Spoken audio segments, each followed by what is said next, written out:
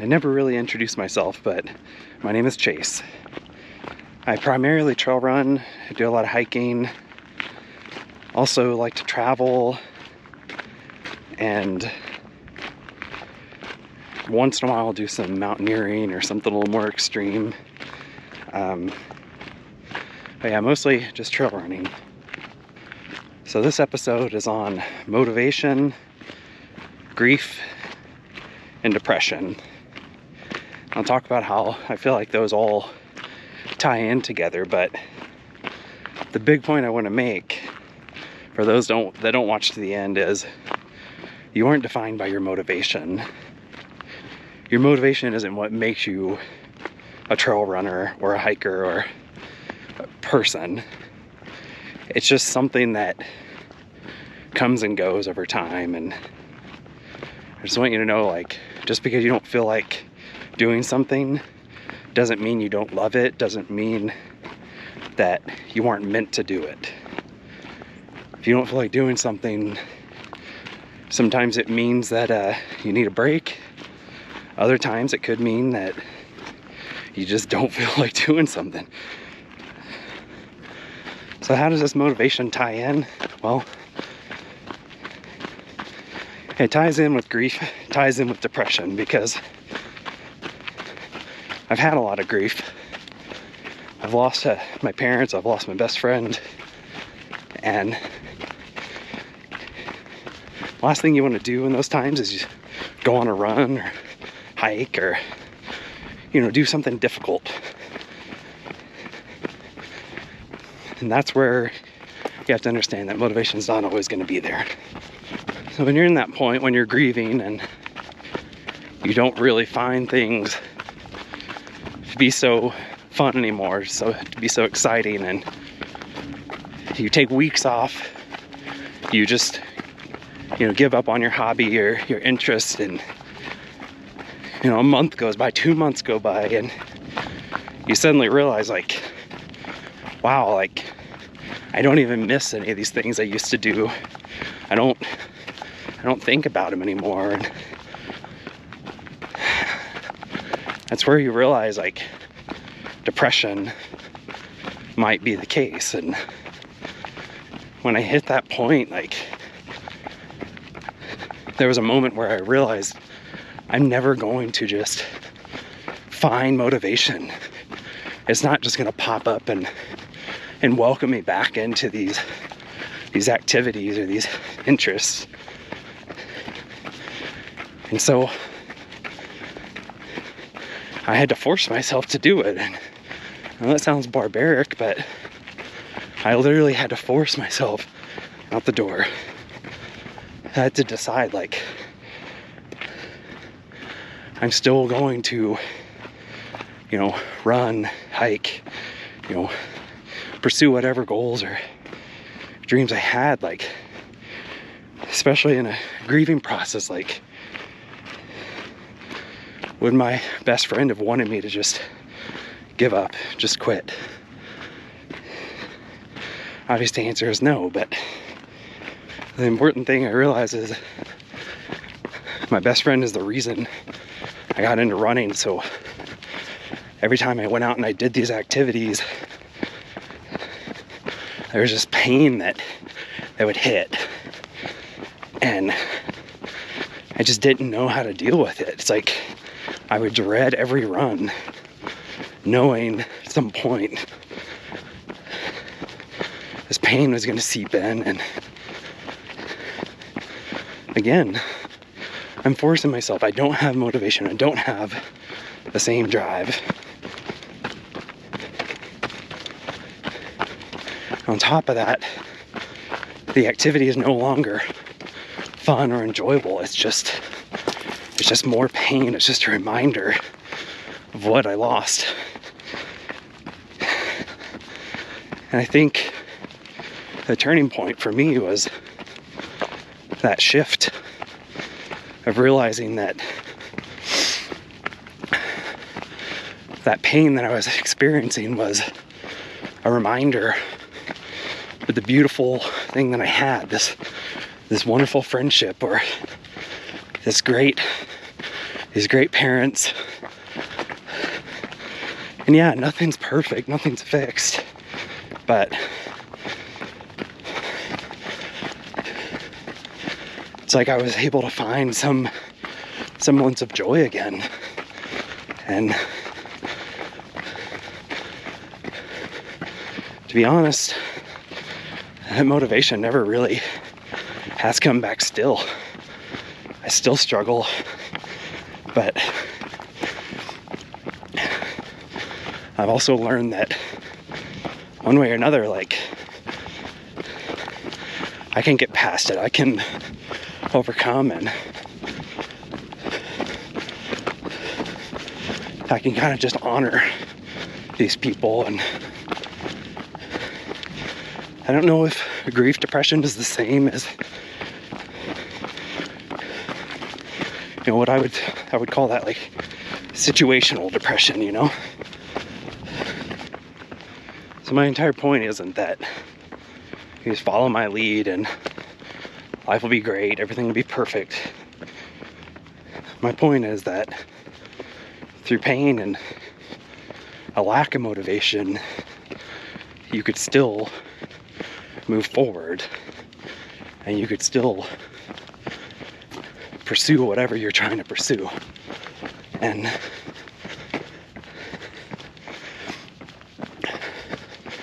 it's gonna be hard. It weighs on me more every year. Like, life is just hard, and sometimes it's easy to lose hope because you just don't see the upside anymore. But I just really encourage you to just try to keep moving forward and keep trying to find that thing that maybe you aren't motivated to do, but that you find some peace while doing it. You know, you take a minute to enjoy the view too, you know, to enjoy, you know, where you've come from and where you're going, and just all the possibilities. Like, who knows what could come from every experience we have. And hopefully for me, I'm able to just reach someone that's struggling the way I have and realize that they're not alone. Like, they can just keep moving forward. And so I'm back into training and back into running. It's been 9 months, and the pain is still there, you know, but I'd have to say, like, pushing through that block and pursuing things still, like, I really think it's added a piece to the puzzle, something to help me and, you know, just heal something where if I had just let that depression and that grieving process just keep me stagnant, where would I be now, you know?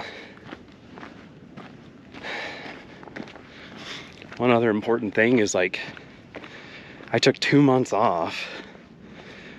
Maybe it was about 5 weeks when my friend passed away, and I had a race.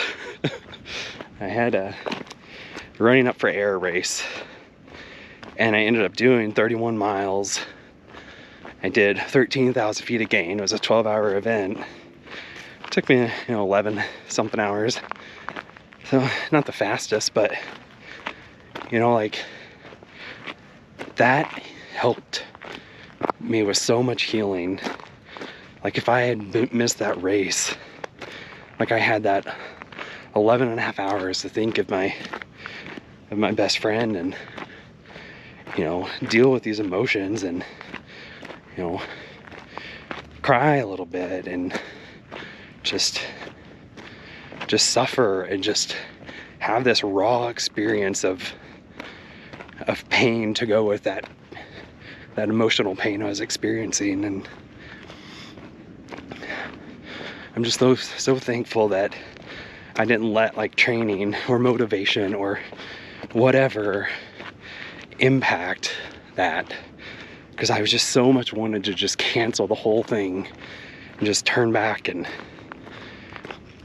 just forget about the race, you know. It was my best friend that told me to sign up for this race, and I've been thankful. You know, it's been another 7 months now, and I'm still thankful that I signed up, or that I followed through on that race, as hard as it was. I just want you to know, like, no matter what's going on in life, it's hard to tell, but sometimes you got to push through. Sometimes you got to rest, but sometimes you have to push through, and you have to just go for whatever it is, whatever your dream is, whatever your goal is. I know it sounds like an inspirational speech now, but maybe that's what we all need.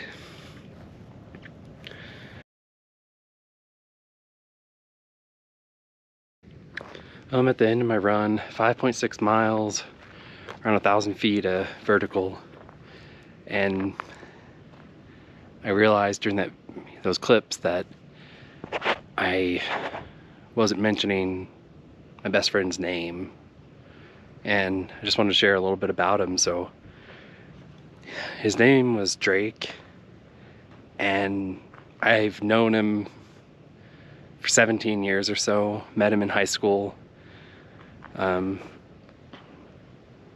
And I just feel it's like we're soulmates, you know. It's like that friend that you don't talk to for a year, and you hear from him and you're just like, wow, it's like we just talked yesterday. It's like everything's the same. And I'd say losing him has been the hardest thing that I've gone through.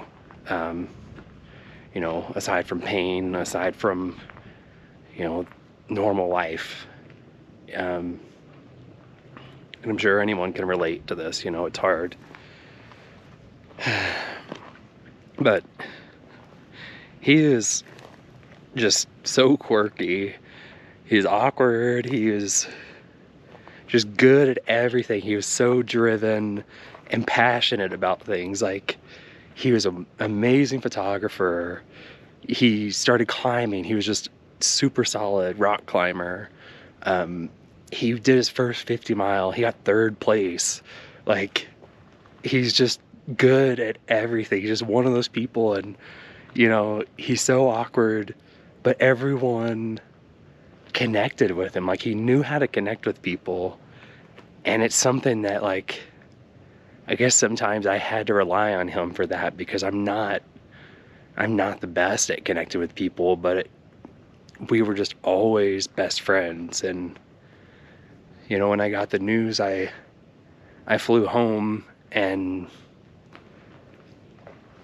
I guess just kind of a tribute to him is, like, I wouldn't be here if it wasn't for him. Like, I don't mean that in a dark way. I mean, like, I never would have started running if we hadn't been friends. I never would have started climbing. I never would have started backpacking, hiking, just all this outdoor stuff. And when I was in my, you know, early 20s, I didn't have any direction. I went to work, I came home, and we had kind of lost touch for a few years. And he calls me one day and says, hey, let's go something crazy. It was like, let's go on a trail run. I'm like, the heck, I don't run. And it's just crazy to think, like, I never would have even gotten into running. You know, I never would have moved across the country. I never would have done any of these things if not for that moment that we reconnected. And like I said, it was like old friends. Like, nothing changed. And I can remember clear as day, like, the first time I ran a half mile or a mile, and it almost killed me. And it's just like, sorry, someone walked up, and now I'm super embarrassed. So yeah, every opportunity that I've had, it's like it goes back to this one moment.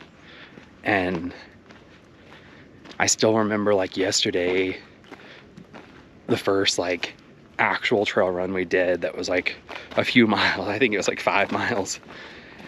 And it was brutal. Of course, he's just cruising along like it's nothing. And it was the funnest day. Like, I still remember it, on these sad little flat trails, no scenery, nothing. I don't know. So that's him, and hopefully it gives you a little bit more insight into just how important you are to the people around you. And yeah.